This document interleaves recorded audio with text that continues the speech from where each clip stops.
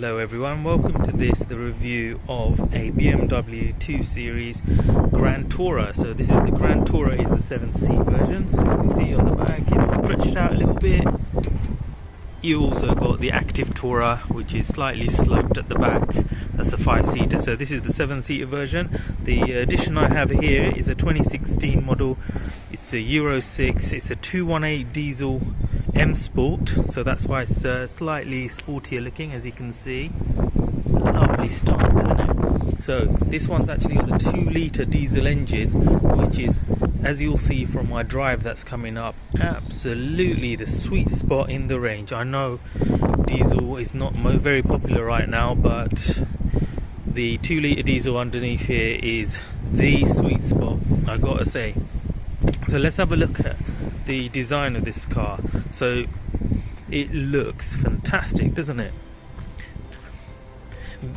This looks much better because it's the M Sport package, so you got the much more aggressive front deep bumper there that just sets the front nose off. Unfortunately, if you see some of the more base spec SE, they've got the really small front bumper, and this looks really old and frumpy. The design does not look good, I personally think. When it comes to a lower spec, you definitely need this M spec M Sport body kit on there to just make it look that much nicer, with the bigger alloys, the design, and you got slightly flared out bits there. Can't get my word out, so I'm going to use bits. Side skirt, there you go.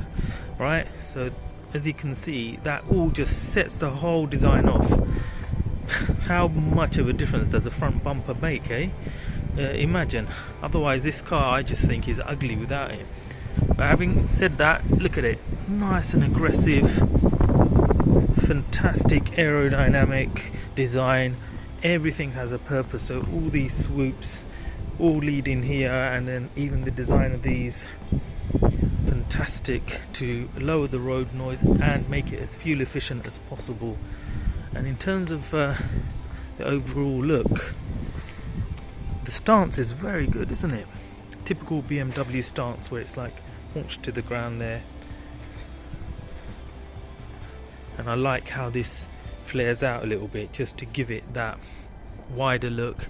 And of course, nice spoilers there that just set it off and just make it look that much more sportier, especially with the color-coded roof rail. So as you can see, these little additions like this, the front bumpers, the side skirts, they make a big difference in terms of the look of this car, from making it look frumpy to something truly fantastic. It is a lovely, sporty looking car, and stylish as well, but it has to be this design. So shall we have a look at the interior? Let's start off with the downside of this. So what you got to remember is, essentially this car is a 1 Series on steroids.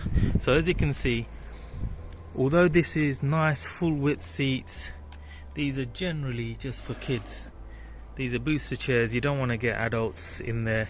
And as you can see, there's not much space there, so anyone that gets in, their knees are going to be getting friendly with their chin, basically.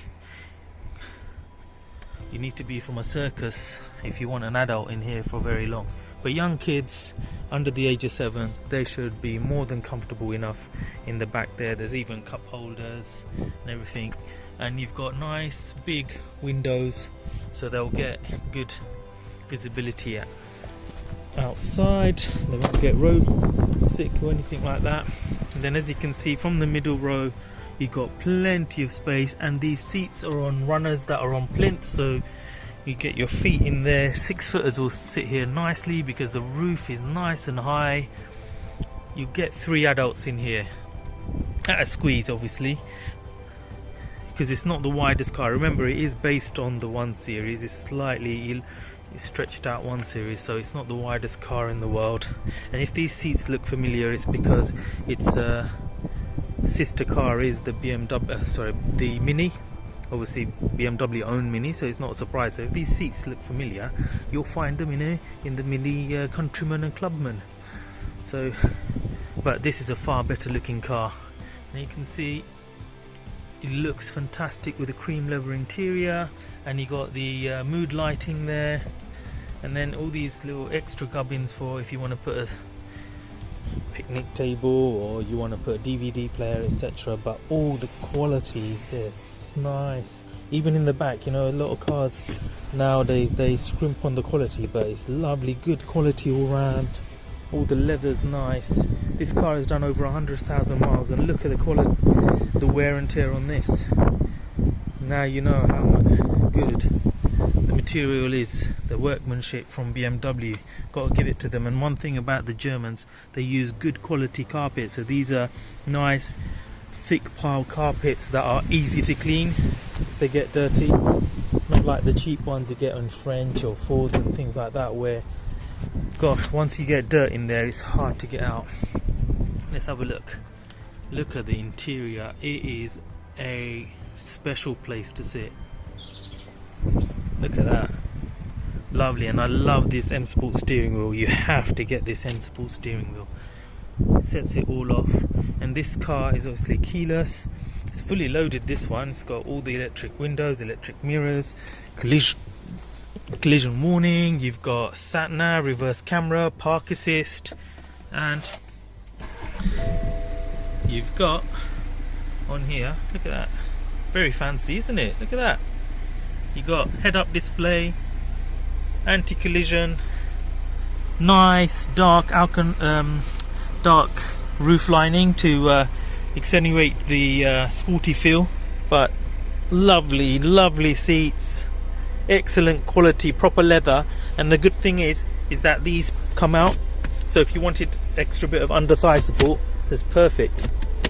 And then the glove box, nicely damped with carpet, some carpeting inside, so it's nice and quiet. And you've got rubber there as well, so if you've got anything in there that moving around, you won't hear it much. Piano black, not the best thing in the world to have, but whoever owned it, they've kept it well, because there's not too many scratches, but piano black does scratch easily. But otherwise, all around, you've got lovely mood lighting. It's just excellent high quality material from BMW.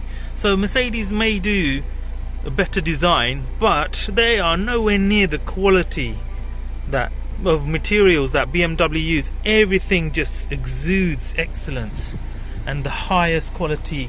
Have I mentioned quality enough times? My goodness. But yeah, it's lovely.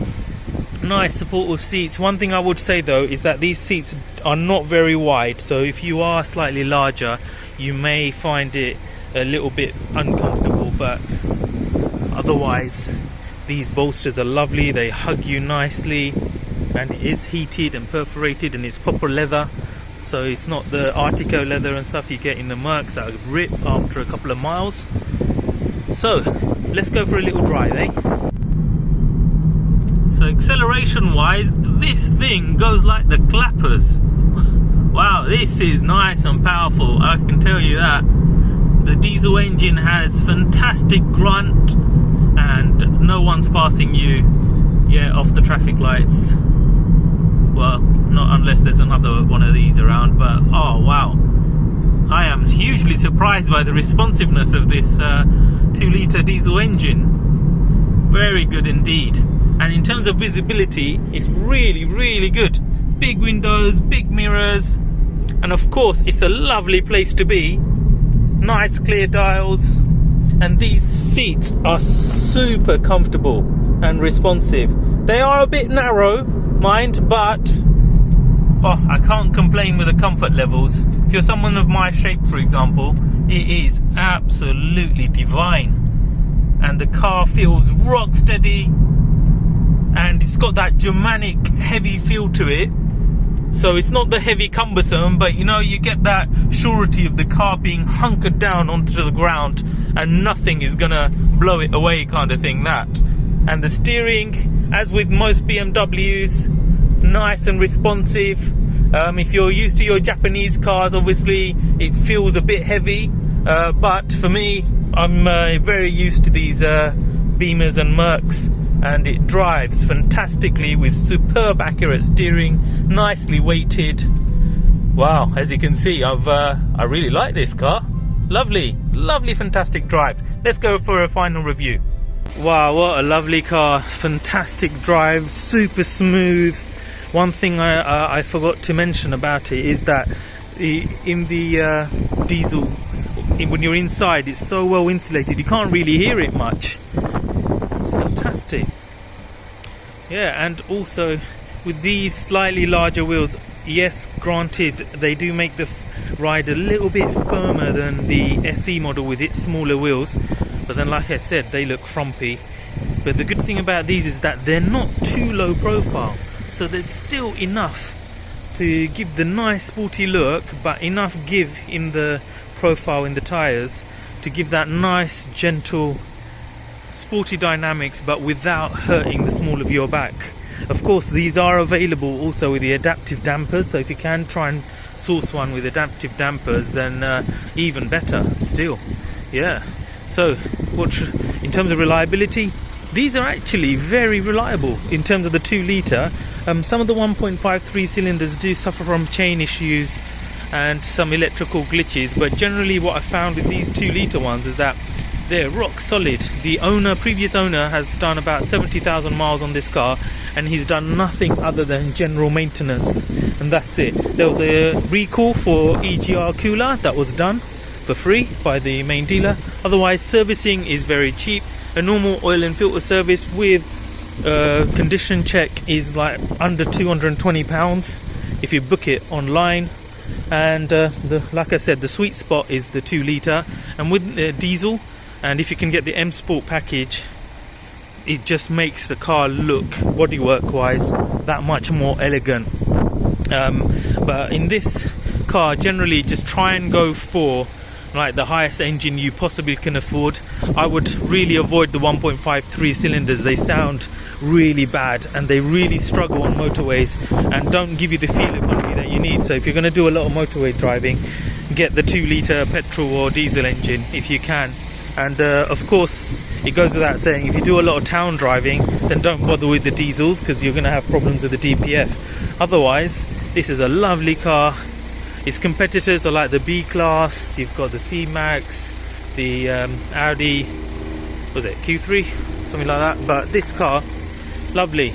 Go for it if you can, but remember, it is a relatively narrow car, so it is a very small 7-seater, and the rear seats are only for under 7s, I would say. So if you are looking at this, please don't compare it to, say, a Galaxy or a Zafira.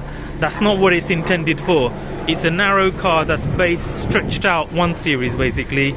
It gives you the extra practicalities at the back, but if you don't need the extra 7 seats, then just go for the Sports Tourer instead.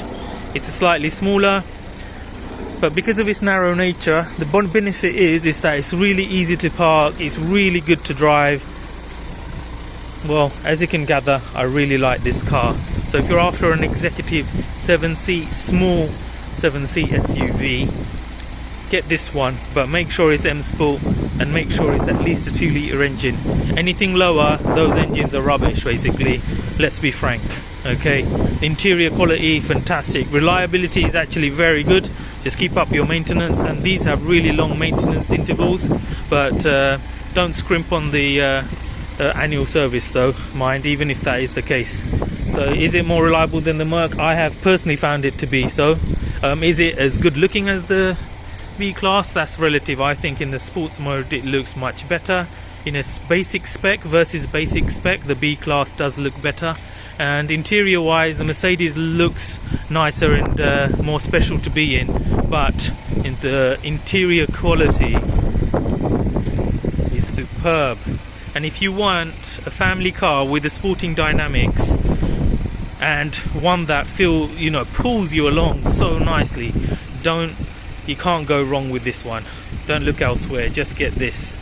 But like I said about 1,000,000 times already, sweet spot is the 2 litre diesel, but please avoid the 1.53 cylinder. It is absolute pants, and it just can't carry the weight of this car, so you're really wasting your money. Just pay the extra and you'll get it back in resale value anyway. So I hope you liked this review, everyone, and do like and subscribe, and see you soon on the next one.